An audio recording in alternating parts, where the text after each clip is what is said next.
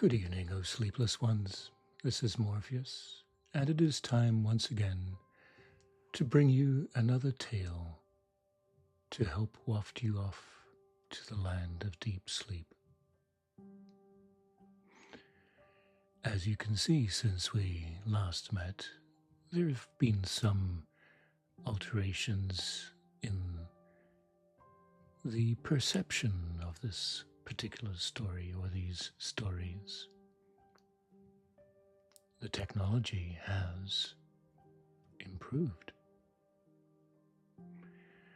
Of course, there's some experimentation going on, and it's not really necessary to have a video of this, but for entertainment purposes, it may be a useful thing. You may ask, well, why is Morpheus wearing a hat? Indeed. Well, if Morpheus didn't wear a hat, his rather balding top would be shiny like a billiard ball in this light in this studio. So this is a homemade version of technical control, as it were. Another thing that's come to mind is that some say that what I call tales, or quirky stories, whatever they may be, are nothing but long-winded recollections of a life lived in interesting places and recollections of interesting people I have met over the years. Be that as it may. It may be true, and it may be so. But sometimes these stories are rather quirky, don't you think? Or perhaps it is Morpheus himself which is rather quirky. I'll leave that up to you to decide. It doesn't really matter. The purpose of these stories, whether they be factual or fictional, is to help you to step into the world of sleep. You may listen to my chocolatey voice and think, well, that's a nice tone to take the cares of the world away from me. It acts as a distraction from the cares and worries that often keep us away from the bliss of sleep. So, I suggest that you let the mind do its thing as you listen. If you can, fabricate your own version of these images in your mind. Put yourself in the tale. You may be the listener, but you are also the doer. Join in and let go of the stresses and strains that you have brought yourself upon, if I'm making sense. But all those stresses and strains build up, and you seek respite from them, no doubt. So it does work if you provide some distraction to a busy mind. It helps to give it rest. The mind is given an object. It is distracted from the concerns, cares, and worries of the world. Lets go of tribulations, giving space to the breath and relaxation to the body. It's all good, really. So that brings me to this evening's story, which is fresh off the press. Well, it's been taking a little bit of time, actually, because I do think about these things. And I was thinking yesterday about what to write as I was soaking myself in a natural mineral hot spa at my local gym. And so this story is about the experiences of onsen, as we call them in Japan. I hope you enjoy it. I'm a bit shocked, actually, when I think about myself soaking here. It appears that I've been coming here on and off for over 20 years. Yes. And the place has not changed a bit. Well, there are obvious signs of wear and tear, and also wear and tear in this Morpheus face. But I look around and I see that this is a well-loved and peopled place. There are many locals who attend here, and the gym, as it is, actually works as a social focal point for the community that it is centered upon.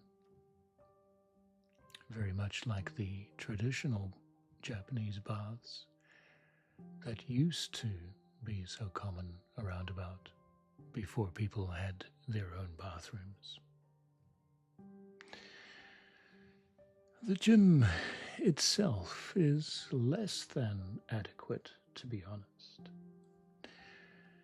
There seems to be a plethora of treadmills and isometric machines that are geared toward older folk. If you were to be thinking that this is a place for building the body beautiful, then think again. Yes, there is a free weight section tucked away in the corner. But again, it's rather pathetic and of no real use to serious bodybuilders. For that, you have to go to a real gym, as I do when I attend Gold's Gym. That may be an idea for another story, I would say. But overall, I wouldn't count myself as a serious bodybuilder by any means. But it is important, according to research, to engage in strength training, resistance training as one gets older. But it's been something that I've been doing since the age of 16. But I digress. So thinking about this particular onsen that I'm at, it's a sauna and onsen. I did have the pleasure of meeting the original owner by chance in a different location altogether. In fact, I believe it was at the Vipassana Center in Chiba after we'd finished a retreat. So he told me that he and his friends many years ago actually dug down to the source of the well and then planned the foundations of the bath together. Interesting. Of course, the environment has long since been built up as Tokyo is expanding rapidly. So back in those days, it may have been even more inaka, as they call it. Inaka means country town. It has changed ownership over the years, the gym, not the town, and still attracts the local kids to the swimming pool, which is great. And the old ladies to Zumba classes, and God forbid, to hula dance. Can you imagine Morpheus doing hula? I will try my best not to do that thing, although it's rather tempting. I do think I should, at some stage, try a bit of hula. But anyway, I'm here for the bath and the sauna. As I turn the deep shade of beetroot red in the bubbling hot mineral water that surrounds me and endeavors to enter me through various crevices, I recollect that my first experience with sauna was way back in my university days in Wellington. That's going back a bit. Victoria University Wellington had, and maybe still does, have a small 6-person sauna tucked away in the gym, as they called it. And if you wanted to use it, you would have to book it in advance so that they could crank it up and have it up to temperature at the time that you wanted. Rather primitive, really. It did not get much use, apparently, but it did provide me with my first experiences.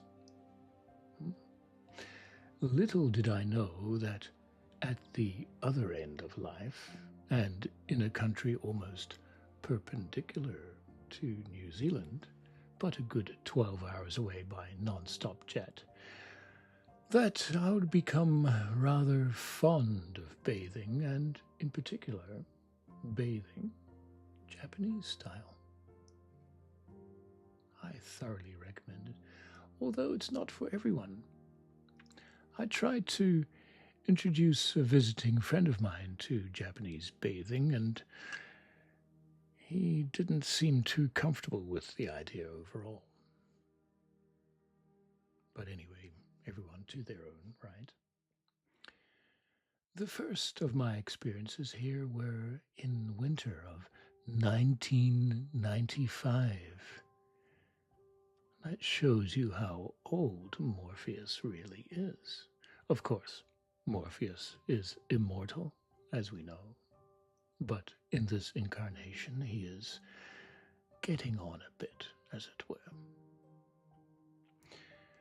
My wife, blessed be she, bless, and I had just set up home in the far western suburbs of Tokyo, and were considering what to do with the upcoming winter vacation.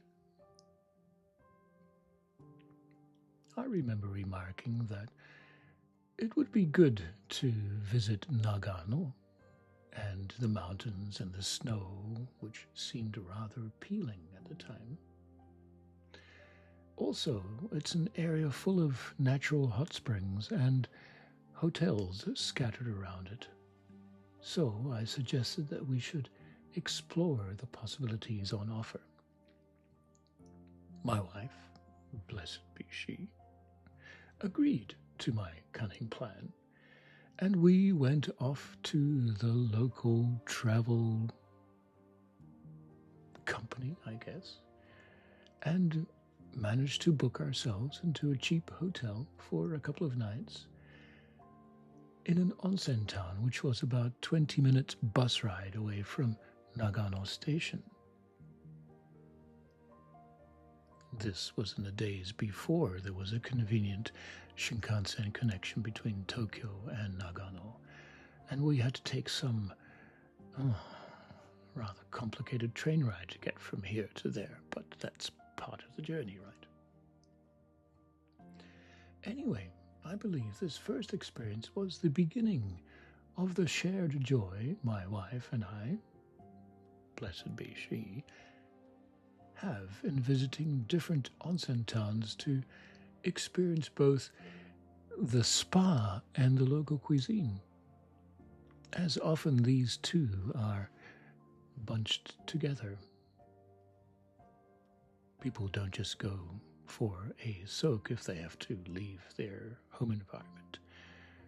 They go to sample the local cuisine, and in Japan, it is a wonderful experience because you really do get to understand what the local cuisine is all about, at the hands of an expert chef, of course.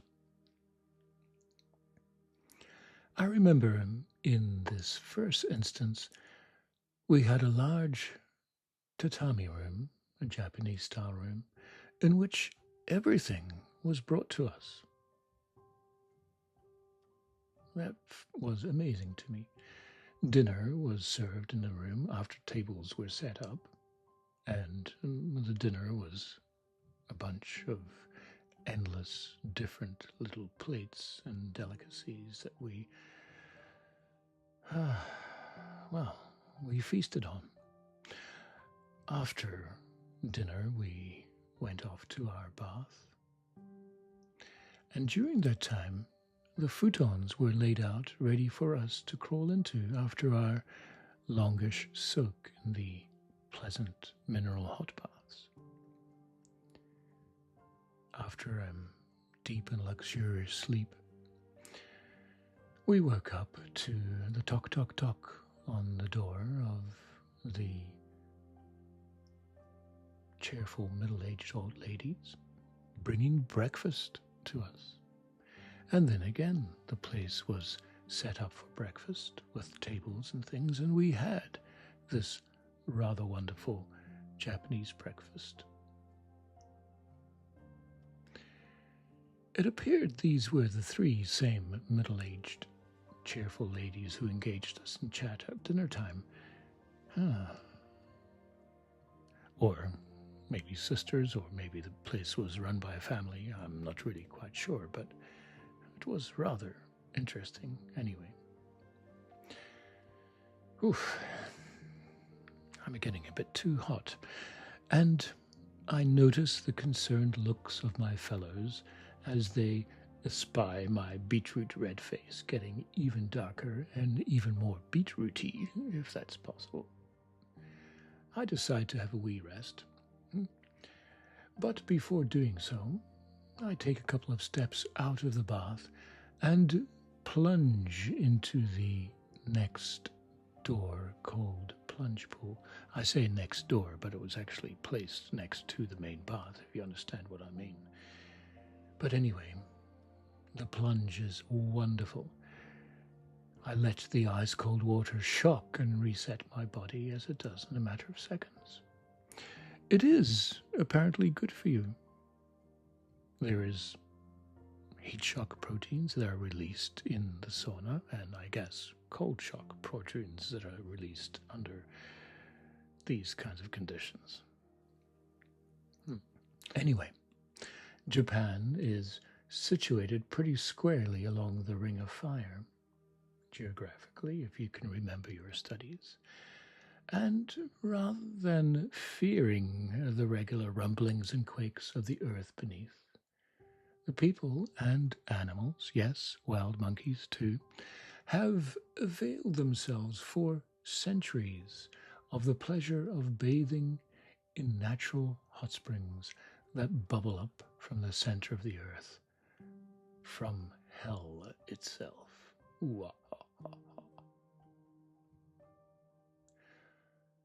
Over the years that we have been here, the onsen experiences have been wide and varied.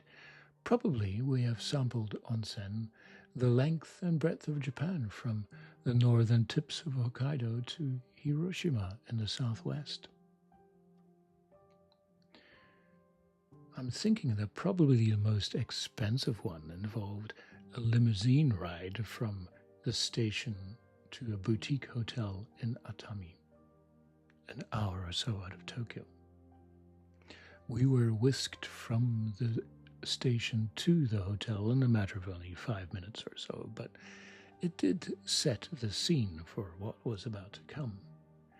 We were ushered into an apartment-sized room which had a private garden and an individual spa bath. Of course, each of the rooms has a slightly different architectural feature, which encourages patrons to come back time and time again and try a different room for a couple of nights, as it were. Very well laid out and very well thought out. In the evening, there is fine teppanyaki cuisine, where a personally assigned chef cooks your steak in front of you with expertise beyond measure anywhere. Of course, it's part of the entertainment, and of course, it's part of the cost, but well worth it. Oh, yes. After dinner, the highly attentive staff lead us back to our private rooms, and there we stay for the duration of the night, doing whatever we may do. I remember in our case, the private garden was surrounded by a mini stand of bamboo that rustled and squeaked in the evening breeze. I have such pleasant memories of that place. We should go back, I think. Well, we have done many times over the years. And we've also introduced our visitors to that fine place, and they always come back with a sense of time well spent, shall I say. The cost of that particular experience is rather astronomical, but if it only happens once a year or so, then it doesn't really matter, does it? What else do we work for? I question that particular habit of us. Anyway, mostly though, these baths, these mineral onsens, are part of local communities and peopled by regulars like me. If you're not sure about the process, then it involves stripping off completely, stuffing the regular daytime clothes into a locker, grabbing a towel set, and perhaps, to maintain modesty, to dangle the towel in front of the family jewels as I do, and then enter the communal bathing area. Usually, in my personal routine, I head straight to the dry sauna, which is set at a piping hot 92 degrees. Yes, you heard that correctly. Let me convert that to Fahrenheit for our American listeners.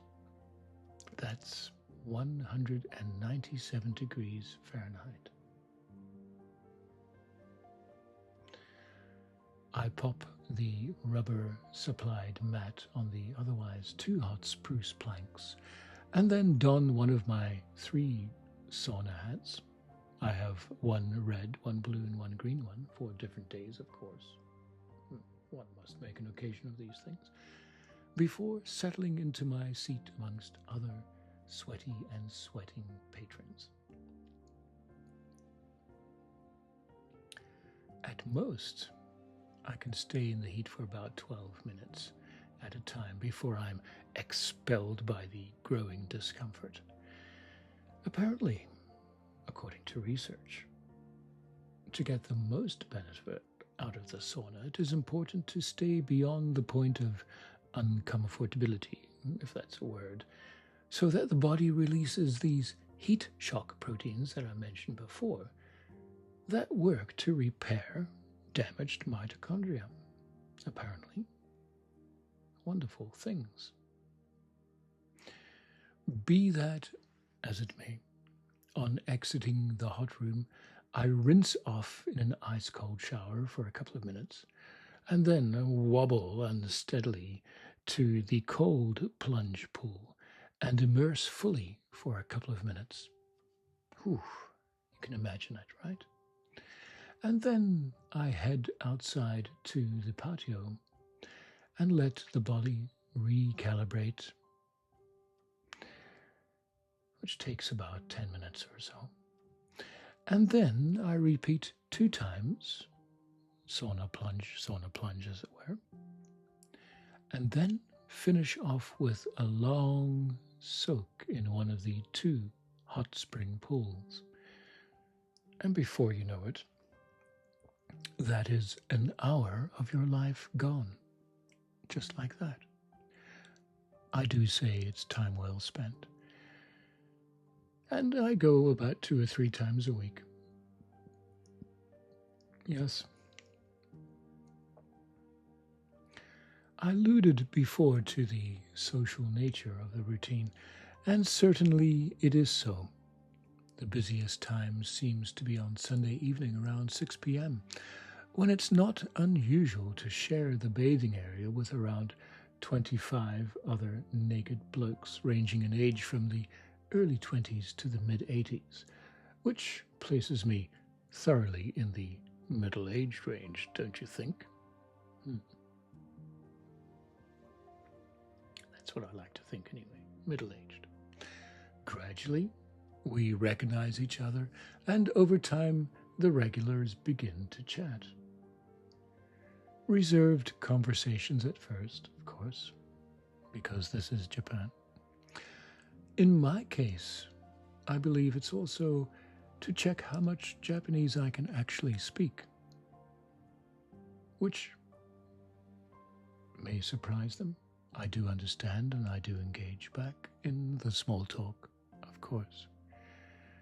One would think so after so many years in this blessed isle. And then, gradually, what happens, the exchanges are deeper, should we say. We always talk about how hot the sauna is. やっぱり今日は暑いですね。92度。信じられない、信じられない。Or we talk about the weather. 明日は台風が来た。そうですね。今回はちょっと危ない。気をつけてください。Still very polite, but there we go. But in my regular dips, I've also met some fellow musicians and exchanged ideas and opinions on jazz and blues, as we do. And this has even gone to the point of going to some local jam sessions together. So yes, an interesting experience. Just last week, I met a man of around my age who worked as an astronomer at the local observatory. I knew that there was an observatory nearby, but I thought it rather odd having an observatory in the middle of the city with all the lights ablaze and everything. I was surprised that there was any stargazing to do in Tokyo, but he said most of their research and observations involved recording data related to the sun, and well, for that you don't need a cloudless sky, apparently. In our conversations, he spoke rather good English, I might say. He was keen on telling me that he had visited the Mount John Observatory near Lake Tekapo in South Island, New Zealand. And so a point of conversation arises, as I've been there many times myself. Not the observatory as such, I know where it is, but I know the area around Lake Tekapo rather well. So you see, a social point or a point of contact for people in the community, as it had been so in traditions long ago.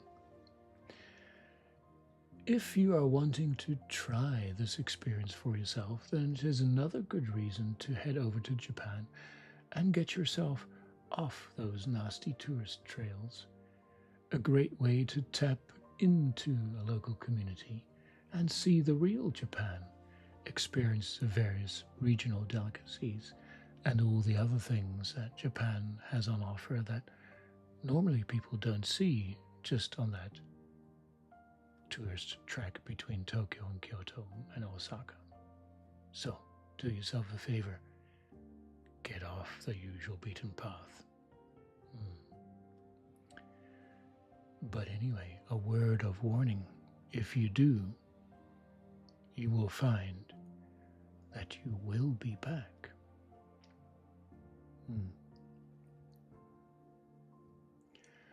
That's it for this evening. Rather a long story this time. You may have wafted off to sleep, and that's perfectly okay. I, Morpheus, wish you a pleasant, deep sleep, so that you wake up in the morning refreshed and once again able to face the stresses of our lives. See you next time.